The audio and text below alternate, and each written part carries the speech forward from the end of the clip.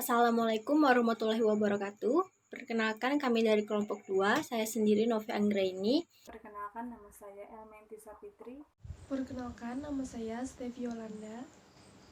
Perkenalkan, nama saya Emilia Setiawati. Perkenalkan, nama saya Yulustari. Perkenalkan, nama saya Fajria Nur Hasana. Nama saya Iana Turodiah. Saya Nurul Hasnah. Di sini kami ingin menjelaskan materi tentang menghitung pajak penghasilan wajib pajak badan. Yang pertama-tama, pajak penghasilan berdasarkan Peraturan Pemerintah Nomor 46 Tahun 2013. Berdasarkan Peraturan Pemerintah Nomor 46 Tahun 2013 tentang pajak penghasilan yang diterima atau diperoleh wajib pajak yang memiliki peredaran bruto tertentu. Wajib pajak badan yang menerima penghasilan dari usaha dengan peredaran bruto tidak melebihi 4.800.000.000 dalam waktu 1 tahun pajak dikenai PPh final dengan tarif sebesar 1% dari jumlah peredaran bruto setiap bulan dari setiap tempat usaha. Tarif pajak final 1% mulai berlaku dari tanggal 1 Juli 2013 sampai dengan 31 Juli 2018. Nah, jadi peraturan pemerintah nomor 46 tahun 2013 tentang perpajakan ini hanya berlaku selama 5 tahun. Dan digantikan oleh peraturan pemerintah nomor 23 tahun 2018 dan akan dijelaskan oleh teman saya nanti. Di sini saya ingin memberikan contoh studi kasus yang ada di buku paket. Salah satu contohnya adalah di sini ada CV Karya Jaya telah terdaftar sebagai wajib pajak badan pada KPP pertama Semarang Barat. CV Karya yang bergerak dalam bidang usaha perdagangan alat tulis kantor. Data wajib pajak selengkapnya adalah sebagai berikut. Yang pertama-tama kita harus mengisi data wajib pajak. Data wajib pajak itu terdiri dari nama wajib pajak, itu nama perusahaannya, kemudian NPWP. Nah, NPWP itu adalah singkatan dari nomor pokok wajib pajak, yaitu nomor yang diberikan pada wajib pajak sebagaimana sarana dalam administrasi perpajakan yang digunakan sebagai tanda pengenal diri atau identitas wajib pajak dalam melaksanakan hak dan kewajiban perpajakannya. Kemudian jenis usahanya adalah perdagangan alat tulis kantor. Kemudian alamat perusahaan, kemudian nama pimpinannya, kemudian alamat rumah pimpinan. Kemudian yang terakhir klasifikasi badan, itu adalah jenis perusahaannya. Karena di sini CV, maka diisi persekutuan komanditer. Yang kedua, ada kebijakan akuntansi.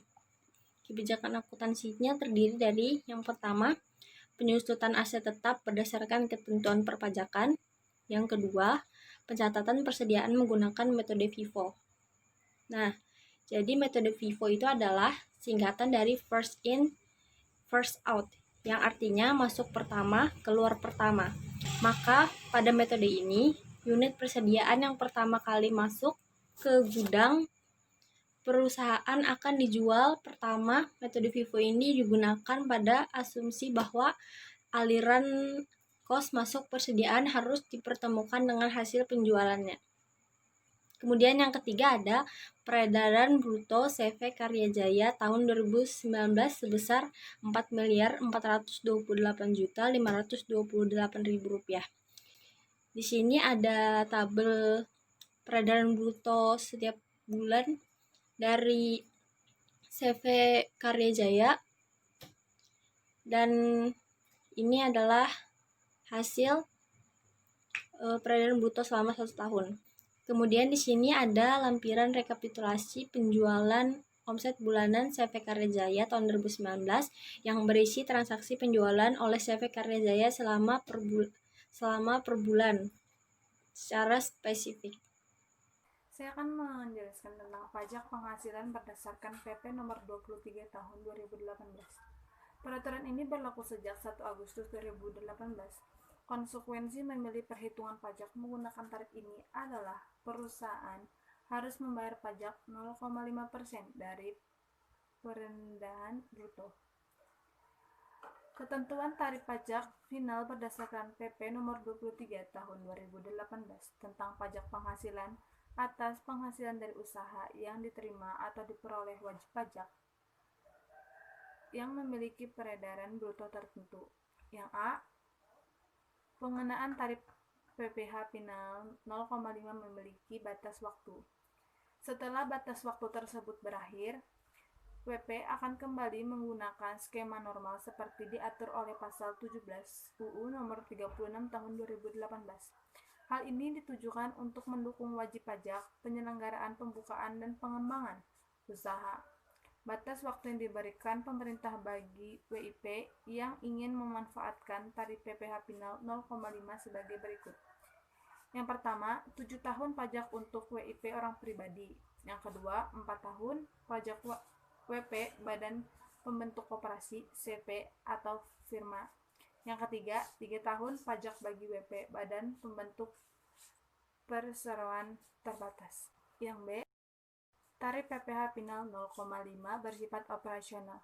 Pemerintah telah memutuskan meringankan tarif PPh final menjadi 0,5%.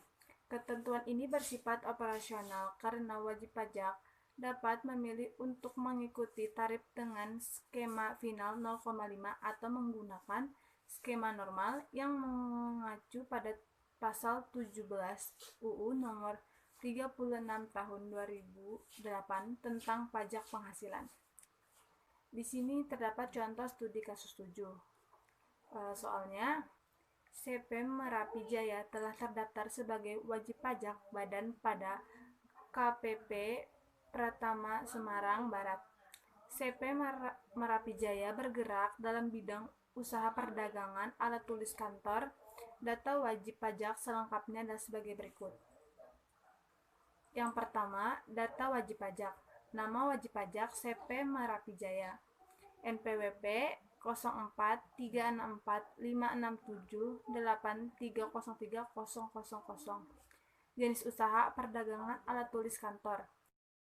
Alamat Jalan WP Supratman nomor 55 Semarang. Nama pemimpin Galang Tegar SEMM. Alamat rumah Perumahan Beruang Emas nomor 25 Semarang. Klasifikasi badan Persekutuan Komanditer CV. Yang kedua, kebijakan akuntansi. A. Menyusun aset tetap berdasarkan ketentuan perpajakan. Yang B. Pencatatan persediaan menggunakan metode PIPO. Yang C. Perhitungan badan untuk bulan Januari sampai Juni mengaku pada PP nomor 46 tahun 2013. Sedangkan untuk bulan Juli Desember mengacu pada PP nomor 23 tahun 2018. Januari sampai Desember 2018. Berdasarkan data tersebut, Anda diminta yang pertama menghitung jumlah pajak penghasilan CP Merapi Jaya tahun 2018 dan menghitung jumlah beban pajak yang harus masih dibayar tahun 2018. Penyelesaiannya, pajak yang harus dibayar CP Merapi Jaya adalah sebagai berikut. Yang pertama, jumlah pajak penghasilan CP Merapi tahun 2018. 1. Penghitungan pajak CP Merapi Jaya menggunakan PP nomor 46 tahun 2013 untuk bulan Januari sampai Juni 2018 adalah Rp19.734.000. Yang kedua, perhitungan pajak CP Merapi Jaya menggunakan PP nomor 23 tahun 2018 untuk bulan Juli sampai Desember 2018 adalah Rp12.275.000.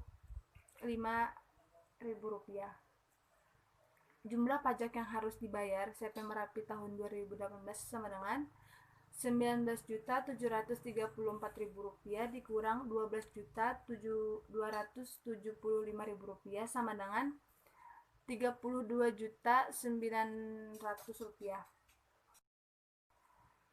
Yang kedua, jumlah beban pajak terutang pada tahun 2018.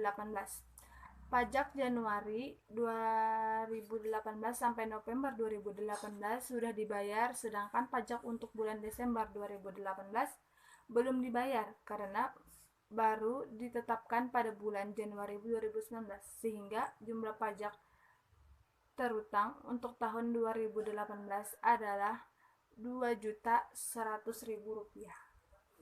Sekian dan terima kasih. Di sini saya akan menjelaskan contoh studi kasus 8. CV Cempaka berdiri sejak tahun 2014 dan telah terdaftar sebagai wajib pajak badan pada KPP Pratama Semarang Barat. CV Cempaka bergerak dalam bidang usaha perdagangan alat tulis kantor. Data wajib pajak selengkapnya adalah sebagai berikut. Nama wajib pajak adalah CV Cempaka, NPWP 02857378808000. Jenis usaha perdagangan alat tulis kantor. Alamat Jalan Gajah Raya nomor 175 Semarang. Nama pimpinan Maya Damayanti SEMM. Alamat rumah Perumahan Wanamukti nomor 45 Semarang. Klasifikasi badan Persekutuan Komoditer atau CV. Kebijakan akuntansi. Yang pertama, penyusutan aset tetap berdasarkan ketentuan perpajakan. Yang kedua, pencatatan persediaan menggunakan metode PIPO. Yang ketiga, penghitungan PPh badan mengacu pada PP nomor 23 tahun 2008. Peredaran bruto CV Cempaka pada tahun 2019 adalah sebagai berikut. Masa pajak dari bulan Januari sampai bulan Desember menghasilkan jumlah peredaran bruto sebesar Rp3.904.148.000 dengan PPh final sebesar Rp19.520.740. Peredaran bruto yang kurang dari Rp4.800.000.000. Perhitungan PPh terutang berdasarkan Undang-Undang Nomor 36 Tahun 2008 tentang pajak penghasilan adalah sebagai berikut. Pajak penghasilan sama dengan 50% dikali 25% dikali penghasilan kena pajak. Di sini saya akan membahas contoh studi kasus 9 bagian A, yaitu laporan laba rugi CV Baharata Jaya untuk tahun fisikal 2018. Nah, di sini ada peredaran bruto. Peredaran bruto itu diambil atau tertera di soal, yaitu 3.645.000.000. Yang kedua, persediaan awal. Persediaan awal juga tertera di soal, tinggal disalin ke laporan laba rugi. Setelah itu pembelian. Pembelian juga tertera di soal. Setelah itu ada barang tersedia dijual. Nah, barang tersedia dijual ini didapat dari jumlah persediaan awal ditambah dengan pembelian. Setelah itu persediaan akhir juga didapat dari soal atau tertera di soal. Setelah itu harga pokok penjualan juga didapat atau tertera di soal. Setelah itu laba bruto usaha diambil dari jumlah peredaran bruto dikurang harga pokok penjualan. Beban usaha dikelompokkan menjadi dua, yaitu beban gaji bagian pemasaran, yang kedua ada beban gaji bagian administrasi dan umum.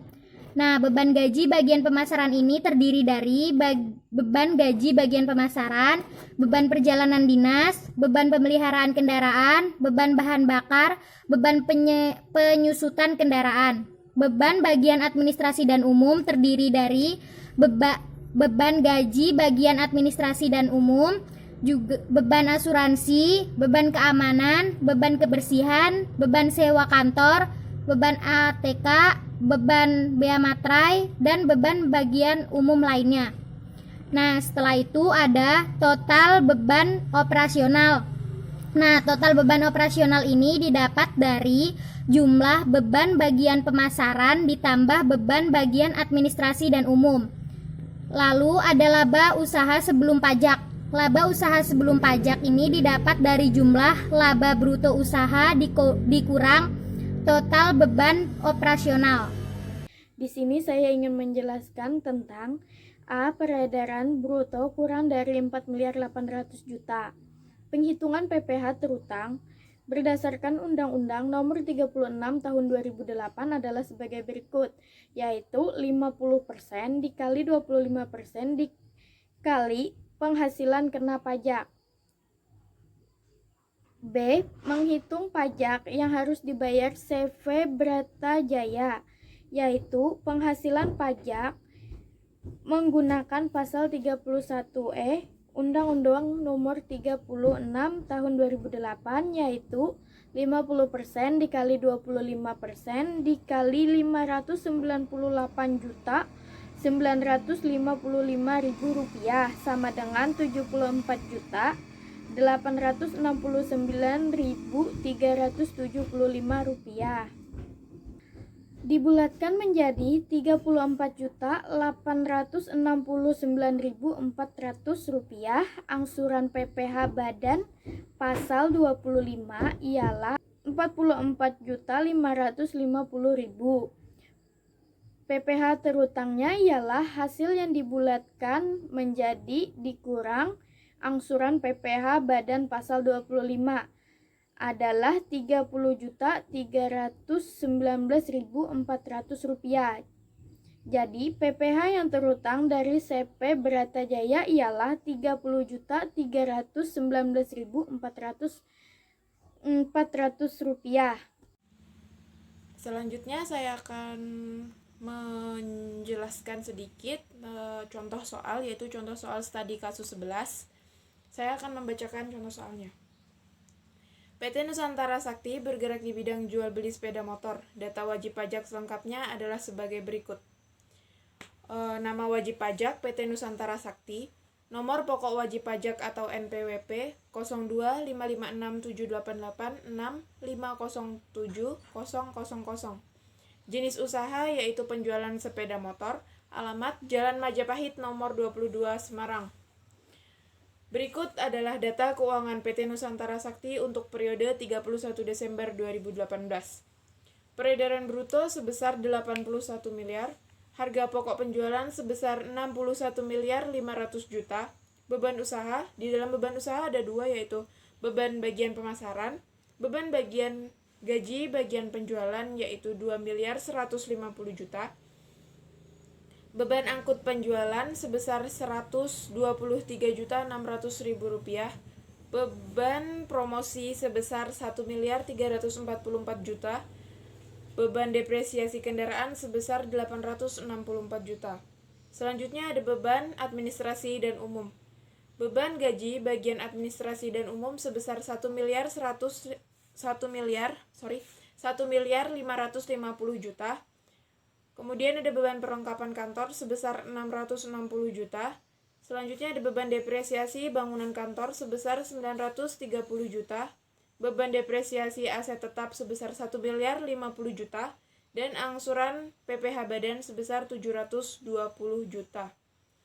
Berdasarkan data tersebut, diminta untuk pertama, yang A, menyusun laporan laba rugi PT Nusantara Sakti untuk tahun fiskal 2018, dan yang B, menghitung pajak yang harus dibayar PT Nusantara Sakti untuk tahun 2018.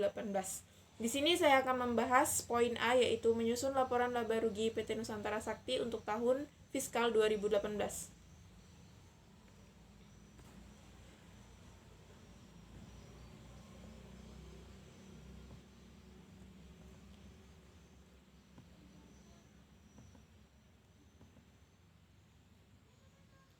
Jadi laporan laba rugi seperti biasa, pada baris paling atas itu kita tulis nama PT-nya, yaitu PT Nusantara Sakti. Baris kedua yaitu laporan apa yang kita buat. Seperti sekarang kita membuat laporan laba rugi. Terus yang baris ketiga itu ada periode kapan kita membuat laporan itu. Jadi baris pertama itu kita tulis PT Nusantara Sakti, kedua laporan laba rugi, baris ketiga yaitu untuk periode yang berakhir pada tanggal 31 Desember 2018. Keterangannya ada pendapatan bruto yaitu sebesar 81 miliar. Yang kedua ada harga pokok penjualan sebesar 61 miliar 500 juta. Nah, peredaran bruto dan harga pokok penjualan ini kita kurang, nanti akan menghasilkan laba bruto. yaitu sebesar 19.500.000.000 juta. Selanjutnya ada beban usaha, yaitu beban pemasaran. Beban gaji bagi penjualan yaitu sebesar 2.150.000.000 juta. Beban angkut penjualan sebesar 123.600.000. Beban promosi yaitu 1.344.000.000 juta. Dan beban depresiasi kendaraan sebesar 864 juta. Nah, semua beban-beban tadi, beban pemasaran tadi itu kita jumlahkan, nanti akan menghasilkan total beban pemasaran yaitu sebesar 4.481.600.000 rupiah. Selanjutnya kita akan menghitung beban administrasi dan umum. Pertama ada beban gaji pegawai yaitu sebesar 1.550.000.000 juta. Beban perlengkapan kantor sebesar 660 juta. Beban depresiasi bangunan sebesar 930 juta. Beban depresiasi aset tetap sebesar 1.050 juta. Nah, beban administrasi dan umum ini kita jumlahkan kembali, nanti akan menghasilkan total beban administrasi dan umum yaitu sebesar 4.190 juta. Setelah itu, kita akan mencari total beban usaha. Jadi, mencari total beban usaha itu kita harus menjumlahkan total beban pemasaran dengan total beban administrasi dan umum. Setelah dijumlahkan akan menghasilkan tadi itu, saya ulangi, total beban pemasarannya itu sebesar 4.481.600.000 rupiah dan total beban administrasi dan umum itu sebesar 4.190 juta. Jadi total beban usahanya itu sebesar 8.671.600.000 rupiah. Laba usahanya itu selanjutnya kita akan mencari laba usaha. Laba usahanya itu tuh didapat dari laba bruto yang tadi didapat dari peredaran bruto dikurang dengan harga pokok penjualan, itu akan kita kurangkan dengan total beban usaha tadi. Jadi laba brutonya tadi itu kan 19.500.000 juta. Nah, total beban usaha yang tadi itu 8.671.600.000 rupiah. Jadi jika kurangkan akan mendapatkan laba usaha sebesar 10.828.400.000 rupiah. Seperti itu. Mendapat laba itu jika hitungan laba bruto dikurang dengan total beban usaha itu tidak minus. Jika minus berarti itu adalah rugi usaha. Seperti itu. Sekian yang dapat saya jelaskan. Selanjutnya poin B akan dijelaskan oleh Nurul Hasnah. Terima kasih. B. Pajak yang harus dibayar PT Nusantara Sakti tahun 2018. Penghitungan pajak penghasilan pasal 31E.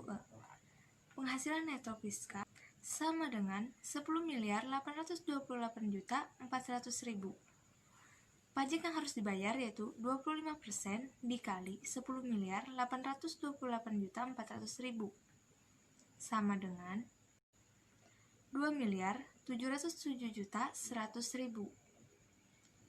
Angsuran PPh badannya yaitu 720 juta. Jumlah pajak yang masih harus dibayar tahun 2018 yaitu 2.707.100.000 rupiah dikurang 720 juta rupiah sama dengan 1.987.100.000 rupiah.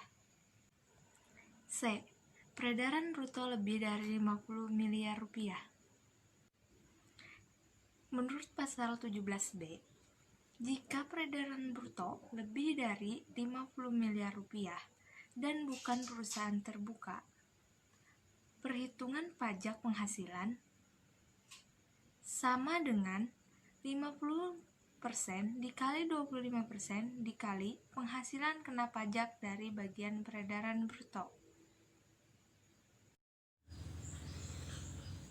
Demikian yang dapat kami sampaikan. Apabila dari penyampaian atau penjelasan materi tadi ada yang kurang jelas, kami mohon maaf dan terima kasih atas perhatiannya. Selalu safe di rumah, jangan lupa belajar, dan selalu semangat. Wassalamualaikum warahmatullahi wabarakatuh.